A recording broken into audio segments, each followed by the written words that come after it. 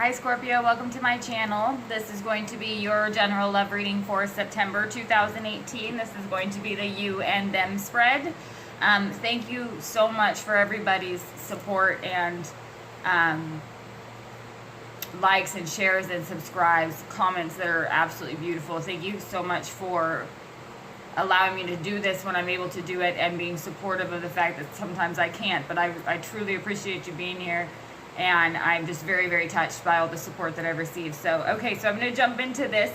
In the description box below, if this resonates with you, there will be the extended link.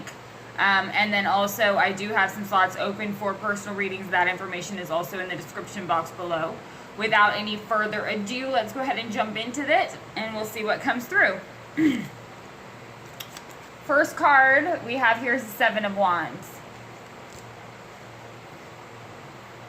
First thing that I notice in this card here, we have the bird that's down here also looking in the same exact direction. I don't know if you can see it, but his head is in the same direction that the boy's head is. So obviously there's something coming. I feel like he's anticipating the coming thing. This young man, especially here, standing here on guard, ready to go. But he's standing there with some confidence. He's ready to go. So whatever it is, I feel like this person's like, kind of like bring it. It's that kind of energy. Oh, look at this. The other person is the star. That's absolutely beautiful.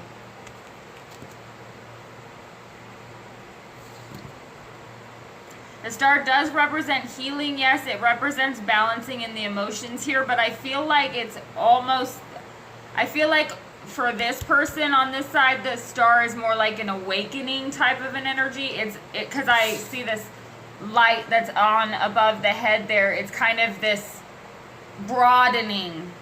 Somebody has really grown spiritually, I feel like. Really done some work. And if it's not like spiritually per se, maybe they don't recognize it as spiritually, but somebody's really worked on balancing things out for themselves, I feel like. Underneath the Seven of Wands, we have the Queen of Cups.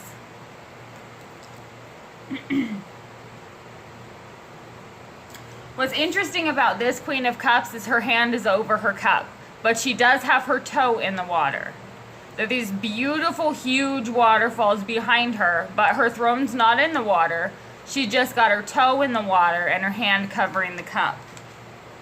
I feel like with this particular energy here, the Seven of Wands and this Queen of Cups, this is somebody who is not playing, but somebody who is in a position of presenting a mask. It's a solid, like, stoic mask, I feel like. Somebody who doesn't want to show the truth of the emotions there. She's only got her toe in the water. She's only acknowledging this tiny little bit because the cup's completely covered.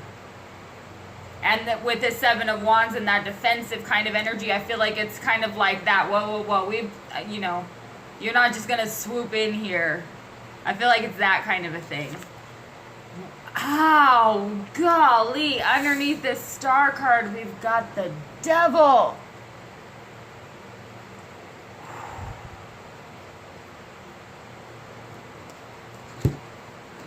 Wow.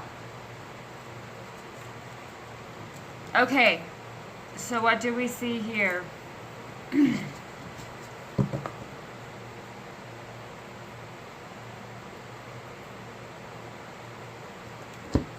I'll just say the first thing that I noticed here as I laid the cards down is that this water and these cups should be directly dropping down on these two characters that the devil has trapped here.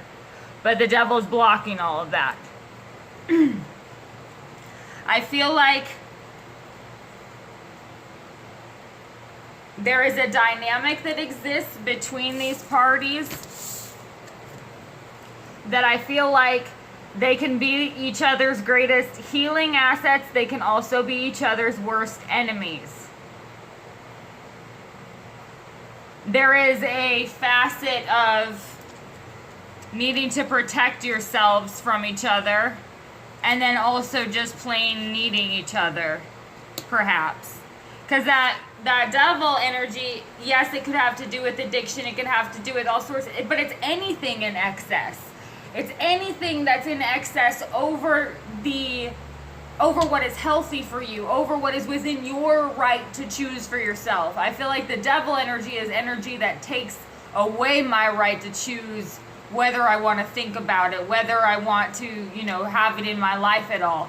I no longer have that right now. It's something that has the capacity to take over. That's what I get from the devil. Well, the star is completely opposite of that. The star is energy that balances all of that from an extremely spiritual level of high mind and high vibration.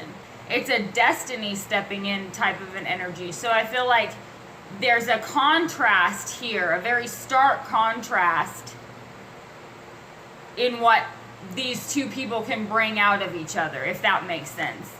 Underneath this Queen of Cups and the Seven of Wands, we have the Knight of Wands. So I feel like this Seven of Wands, Queen of Cups, Knight of Wands is somebody who does not want to be trapped or tied into this at all. It's somebody who's it's okay, when I say it that way, I don't mean it to sound like they don't want to be here at all. It's somebody who is afraid of being trapped or tied into a situation that has the devil energy, because there is a very strong pull, and the problem is that ignites fear for some, and that's this person on this side. I feel like is very, very defensive of that. That could definitely be you, Scorpio, but I feel like with the star card here too, there's a lot of water and fire mixed, and that just makes a lot of smoke. Underneath the devil, we have the Queen of Pentacles.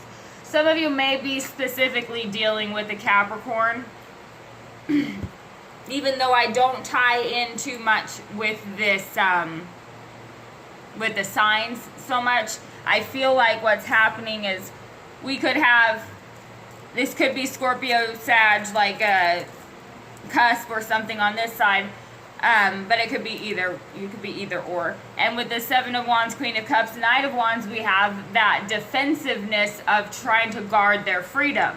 Where on this side with the Star, the Devil, and the Queen of Pentacles, we have this tie that comes in that can create codependency, but it also heals. And so it's like when this lack of freedom leads to a feeling of instability, because they're chasing freedom, and becoming more and more unstable, I feel like that's when they drift toward the healing that this person offers. But then there's a codependency that can happen that becomes a trap for both of them. However, I feel like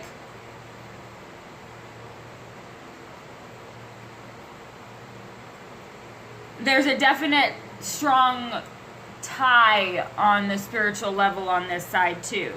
Somebody I feel like also feels responsible for someone else. And there's a loyalty because of that responsibility. Let's see what the energy of the relationship is. Energy of the relationship is the Ace of Cups.